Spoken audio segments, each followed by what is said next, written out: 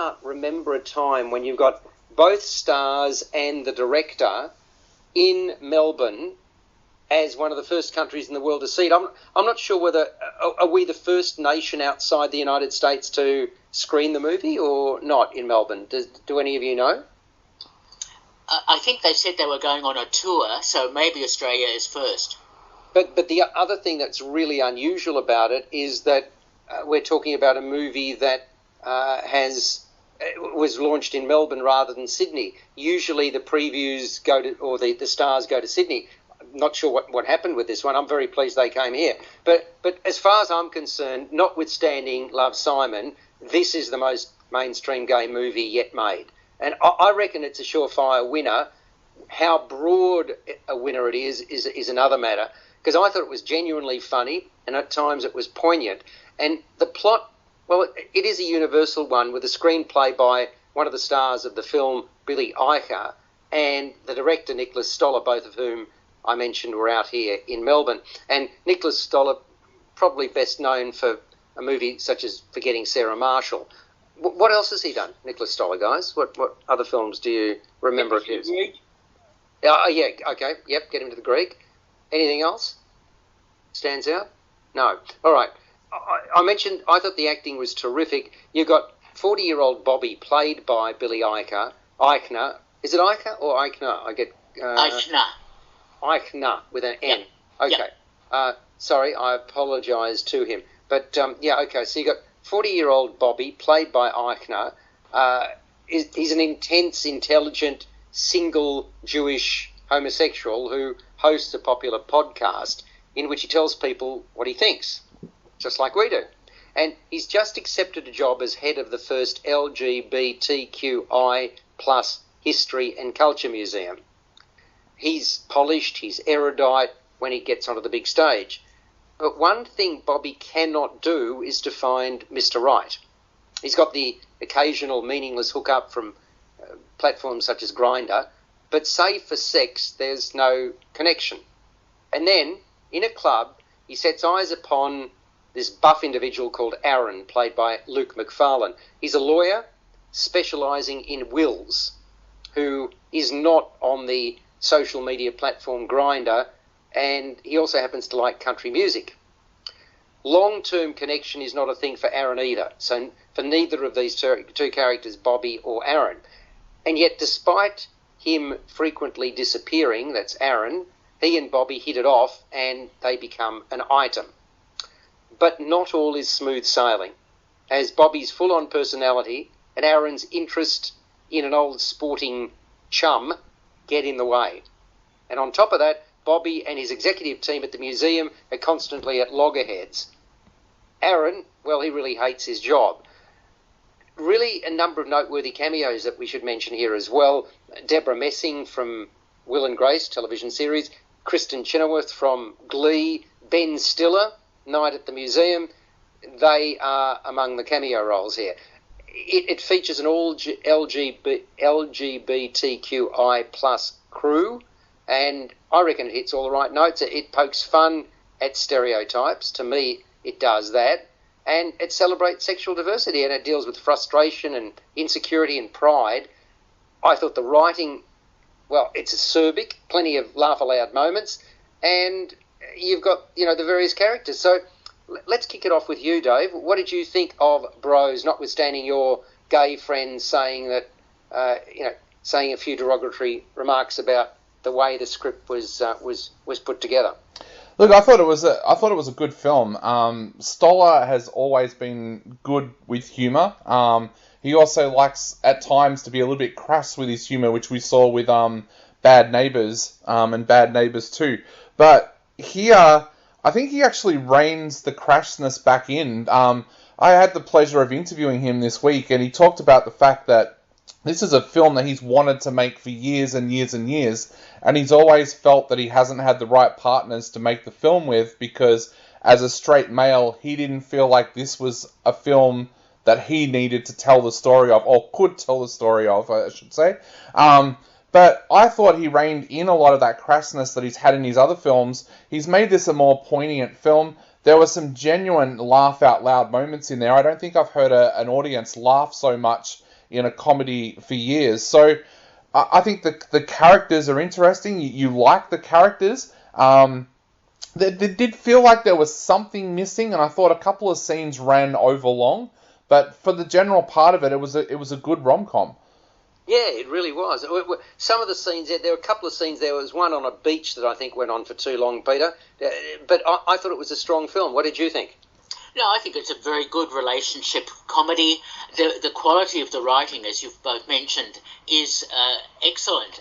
Obviously, Billy and Nick spent a lot of time fashioning the script and making it very amusing with lots of cultural references and in-jokes, etc. And it was great to see Deborah Messing in that cameo appearance, sending herself up. Yes. From the Will and Grace sort of television series. And it's interesting how people are commenting on the sex scenes. We don't comment at all or balk at all at heterosexual love scenes, and some of them can be quite explicit, and Forgetting Sarah Marshall and other films like that, rom-coms, have also gone into sex scenes in a bit more detail. And yet here we have a homosexual sort of relationship and sex scenes, and we start to question it. And yes, Dave, you're right. In America, there were some states that were obviously put off by that, but that's a great shame because... Peter, I agree with the commentary, but I think it says that as enlightened as we'd like to think we are, we're not enlightened at all. I don't necessarily agree with that. I think there is a small pocket of people who are very conservative and will object, but I think we are much more enlightened, certainly in Australia, than aspects of America. So, look, I was quite impressed by the writing and the quality of the film.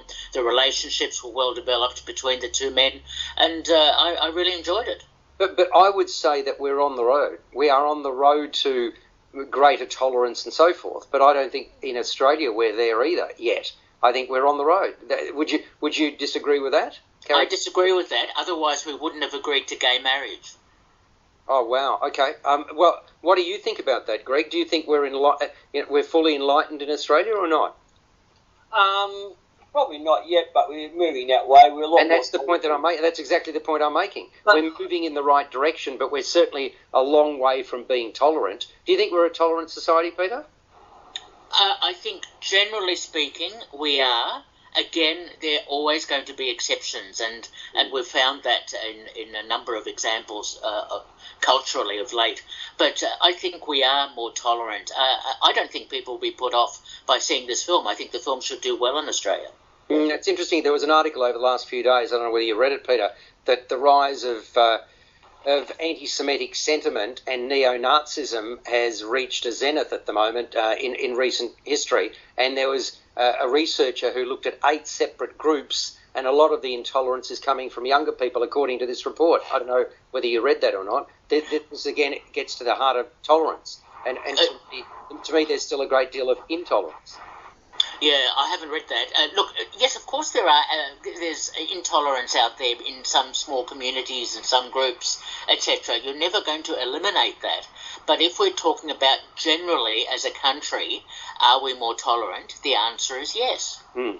Greg, have you seen Bros as well, mate, or not? Yeah, I was there on Sunday night to watch the preview as well. I enjoyed it. I thought this was a wonderful gay romantic comedy there. Some very funny lines there. And I thought, as you mentioned already, it plays around with the stereotypes, but has fun with them. There's some great, wonderful cameo appearances there that add to the flavour of the film. It's well written, interesting characters. I call it When Aaron Met Bobby, because it's basically looking at the relationship between two people who seem unable to commit to their relationship, and it follows their journey a little bit there. And I like some of the scenes at the LGBTQI museum there when they were trying to put the exhibits together, and all the different executive board where they were arguing and they were at loggerheads. I thought that was very funny and well developed as well. I agree there are a couple of scenes that probably went on too long, but it's a good, interesting glimpse into the gay lifestyle in sort of New York. I thought Eichner did a marvellous job showcasing vulnerability and strength, and McFarlane nailed the Body Beautiful caught off guard by brains and straight talking. The pair's got strong chemistry. I thought that worked really well between them, and I mean, we of course and we've referred to it without being explicit, but there are several simulated sex scenes and lots of kissing. It also features an ear-pleasing, appropriately worded original love song as one of the last scenes. And they were explaining this to us at the preview on the Sunday night, that the person who wrote that, who was Billy Eichner, asked the director, he said, look, I've penned a bit of a tune, do you mind if we sort of try and put it in there? And so they made the spur-of-the-moment decision. That song wasn't going to be there. And I think it works really, really well. I found it really enjoyable, a little bit long. I don't think it really needed to be 115 minutes. Did the length worry any of you? No. No. No? Okay, I thought it was. I thought a few of the scenes could have been cut back to help the flow and maintain momentum, and that would have cut a few minutes off the running time. And look, it's I like the fact that it's completed with big screen backing, right? I mean, it's a film that has got a big studio behind it, and bear in mind it was shut down like so many others were because of COVID. They picked it up and ran with it when they could. It's got the appeal of populist movies to me like Bridesmaids, that producers such as Judd Apatow have been associated with. So, and he's one of the producers here. I can see the box office ticking over. I'm not saying it's going to be the smash hit like Top Gun, but nevertheless, it paves the way for more big screen misadventures from the LGBTQI plus community, and that's a good thing. So let's get scores out of 10. Start with you, Dave. Look, I'm going to give this one 7 out of 10. I think that it did have some faults, but generally it was a good rom-com. Mm-hmm. Peter. Funny you mentioned Top Gun. Boy, does that have a homoerotic subtext.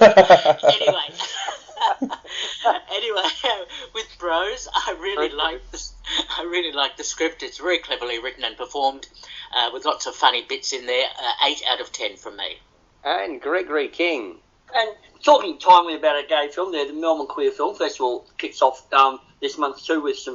yes. Good on you for mentioning it. Excellent, Greg. Yeah. But other thing I want to point out is Luke McFarlane, who stars in this film. Throughout the film, there's a lot of setting ups of the Hallmark type of soppy films there, and he's starred in 14 of those Hallmark movies there, so I think it's setting up his own image here a little bit too, but I gave this 7 out of 10 as well. And I gave it 7.5. So we're all in the same territory with a movie that opens next Thursday, or this coming Thursday, depending... Actually, that's... Oh, golly. This is a constant debating point between my wife, who was born and bred in South Africa, and me. So if we say next Thursday, is that in... Well, this is Sunday, so is that in 4 days' time? Or is it Sunday? It is. That's how I view it. Yeah. So what's the difference between next Thursday and this Thursday? You say Thursday week if it's the week after.